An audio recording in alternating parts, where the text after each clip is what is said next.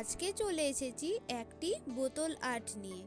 এর আগে তো অনেকগুলো বোতল আর্ট করেছি, কিন্তু সেগুলোর কোনো ভিডিও আমার কাছে নেই। এই প্রথমবার ক্লে দিয়ে একটি বোতল আর্ট করলাম। বোতল আর্টটি করার জন্য প্রথমে আমি টিস্যু পেপারগুলো সাদা রং আর আঠা মিশিয়ে বসিয়ে নিয়েছি। টিস্যু পেপার বোতলের ওপর বসালে বোতলের ওপর রং করতে বেশ সুবিধে হয়। তারপর ক্লেগুলো দিয়ে কিছু ফুল আর পাতা বানিয়ে বসিয়ে ফেলেছি। এরপর আস্তে আস্তে রং করব। রং করা হয়ে গেলে রংগুলো ভালো করে শুকিয়ে এর ওপর বার্নিশ করে দেব। বার্নিশ করা হলেই আমার বোতল আর্ট একদম রেডি। তোমরা সবাই জানিও এই বোতল আর্টটি কেমন হয়েছে। আর তোমাদের কাছে একটি রিকোয়েস্ট আছে, প্লিজ আমার ভিডিওগুলো একটা করে লাইক করে দিও, কারণ যতগুলো ভিউজ আসছে সেই তুলনায় লাইক একদমই আসছে না।